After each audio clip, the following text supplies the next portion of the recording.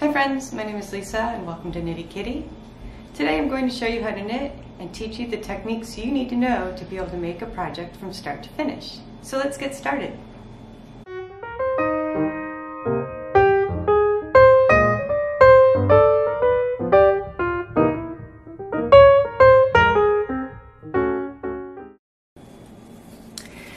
This is the swatch I'm going to teach you how to knit.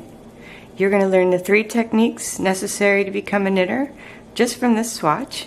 And the first would be to cast on the stitches onto the knitting needle. Next you'll learn the knit stitch to make this square. And finally you'll learn how to bind off the stitches off the needle to complete the swatch. For today's swatch I'm going to be using Lion Brand Yarns Feels Like Butter. It's 100% nylon yarn in a medium weight and light color. I recommend a medium weight for beginner knitters because most of your projects are going to require medium weight yarns. And so if you learn with the yarn that you're going to start with for projects, the easier it will be when you're knitting. To figure out what a medium weight yarn is, you look at the labels at the craft store. On the back side of the label there'll be these 3 symbols here. One is a skein, one is 2 knitting needles, and the other is a crochet hook. So you look at the skein, and on my skein here it says the number 4, and that indicates a medium weight yarn. Not too thick, not too fine, just right. It also shows in the center what size needle it recommends for the type of yarn you're buying. So for this yarn it needs a size 7 needle, and in parentheses it shows the European size needle. And that will knit the yarn best with this type of needle. And I'm also using bamboo needles, size 7. I also recommend it being in a light color because when you're learning how to knit, you'll be able to see what the stitch is supposed to look like easier. Okay, now that you have your supplies all together, it's time to start to learn how to knit. But before you learn how to knit, every knitter needs to learn to know how to make what's called a slip knot. You learn this knot because it's the first stitch that you put on the knitting needle that anchors the stitch to the needle so it won't fall off. Okay, now we're going to make the slip knot. We're going to take the yarn and we're going to take the end of the yarn, the long tail it's called, and drape that over your left hand and wrap the working end of the yarn, which is the yarn closest to the skein, and wrap that around a few fingers to create an X on your index finger that you'll secure with your thumb. Drape that working yarn behind the fingers as you release your fingers from the loop you just made. And then you're going to take your right finger and thumb and go through the front of the loop to the back to grab that working yarn. Grab that working yarn and pull it towards you as you reposition your left hand by grabbing both strands, and keep pulling with your right hand to create the loop. You know you've done this correctly if you've taken both strands and you can pull it and make it magically disappear. This gets really easy once you get the hang of it. Let's try it again. You're going to put your working yarn around your 3 fingers to create that X, secure it with your thumb, let the working yarn drape behind your fingers. As you hold on to the loop, you're going to take your right thumb and index finger, go from the front of the loop to grab the working yarn in the back, pull that yarn towards you, release your left thumb and index finger to reposition to grab both strands of yarn, pull with your right hand to create the loop, and now you've created the slip knot. To tighten this, you're going to take your knitting needle and position the loop over the needle, and then grab a strand with each hand and tighten. And now you've anchored the yarn onto your knitting needle for the first stitch. Okay, casting on. There's many ways to cast on stitches in knitting, but I prefer a method called the long tail cast on. It's going to give you a nice, even, and clean look to your projects. It'll be more professional looking, and I think you'll be happier in the long run using this method. Okay, casting on. We're going to be using the long tail cast on, so we have to determine how much yarn we need for the long tail to start. So you estimate this by multiplying the width of your project times 3, and then you give a little extra yarn on the end of that. So our swatch is about 4 inches plus 4 inches of a tail, so I need about 8 inches. So I multiply that times 3, 1, 2, 3, and this is where I'll make my slip knot.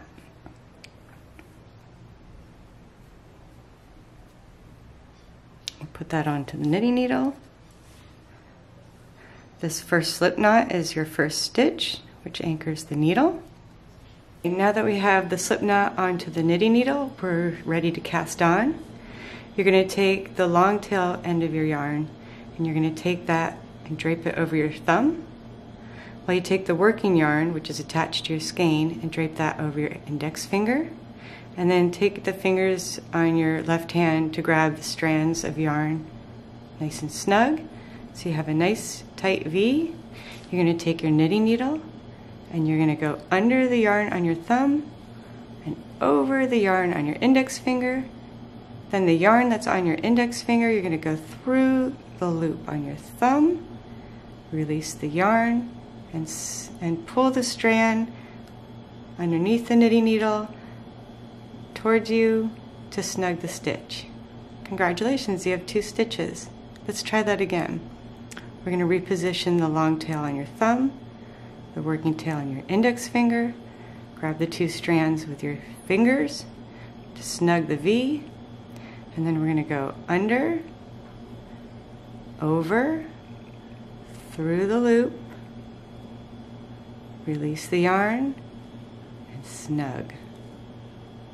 One more time. Under, over, through the loop. There's the new stitch.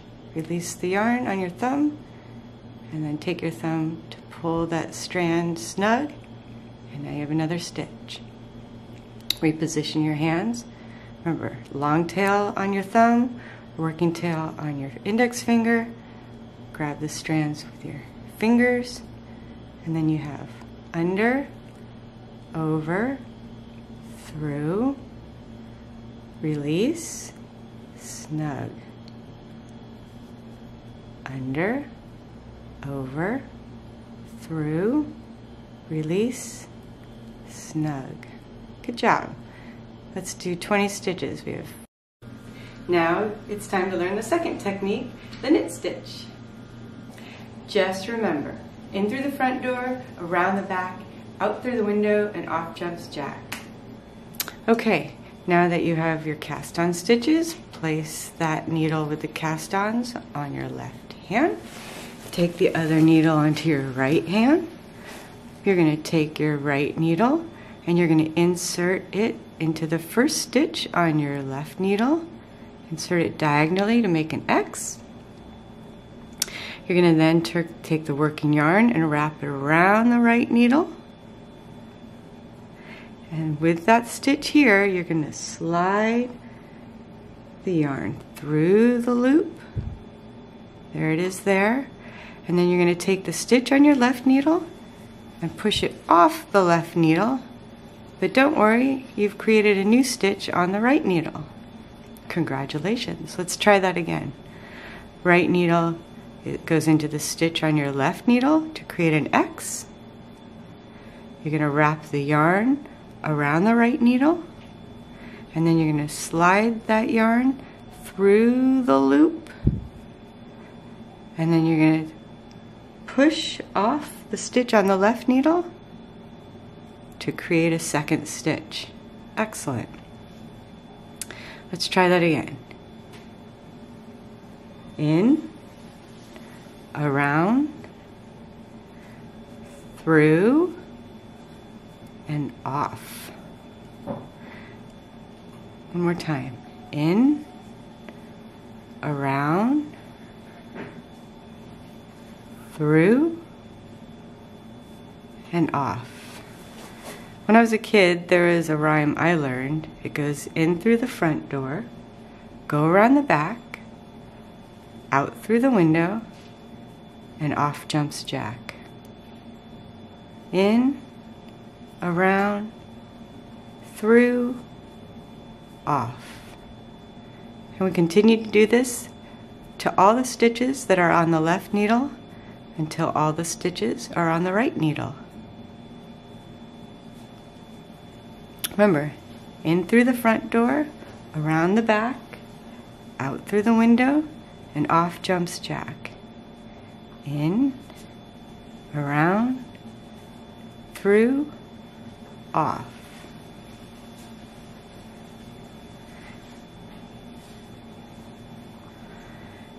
And try not to make all of the stitches on your new stitches on your right needle too tight. You want them to be loose enough to move around, but not so tight that you can't move it, and not so loose that it'll fall off the needle. Let's try this next stitch. In, around, through, off. In, around, through, off. In, around, through, off. Almost done with this row.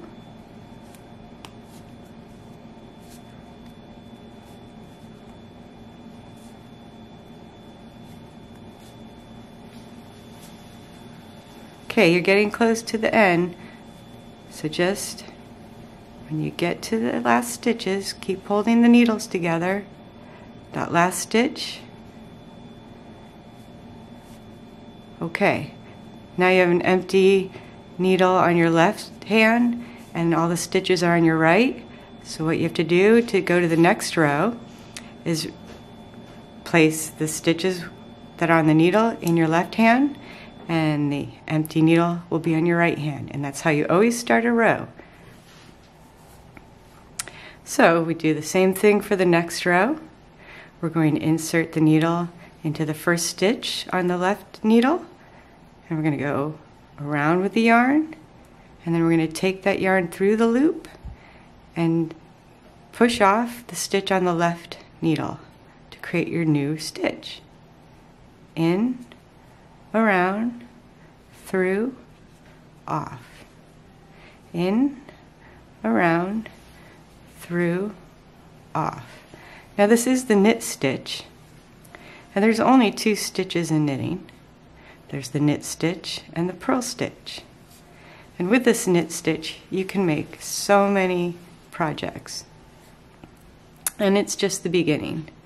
You will learn to make pillows and scarves, hats,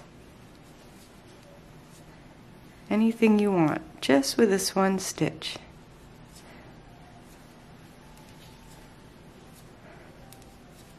Here's an example of a number of rows I've started to knit. The swatch is about halfway finished. I've knit every row, so on each side of this swatch it's going to have the same pretty little knit pattern. It's this bump, which is the knit stitch.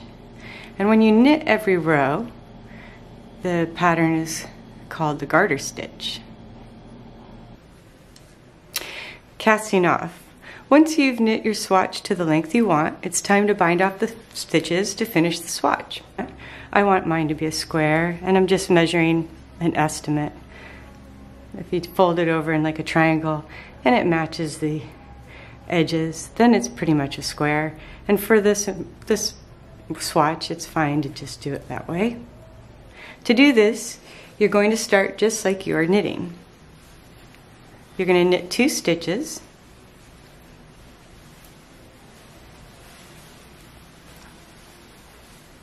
Then you're going to take your left needle and insert it into the first stitch on your right needle. And then you're going to slip that first stitch over the second stitch and release. And now there's just 1 stitch because you just bound off your first stitch. So to continue to bind off, you need 2 stitches on your right needle. So there's only 1 now. Let's knit a second stitch. And we're going to repeat the process. Insert the left needle into the first stitch on the right needle and slip that over the second stitch, and you've just completed a second bind off. And continue this throughout the entire row.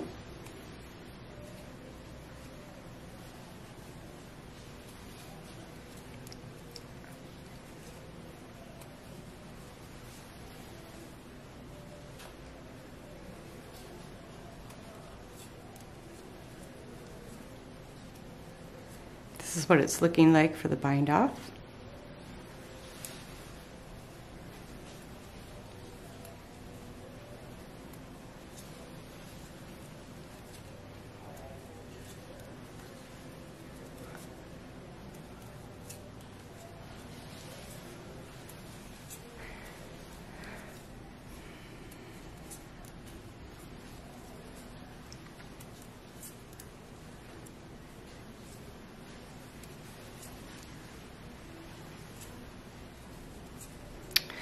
Okay, now you're getting to the end.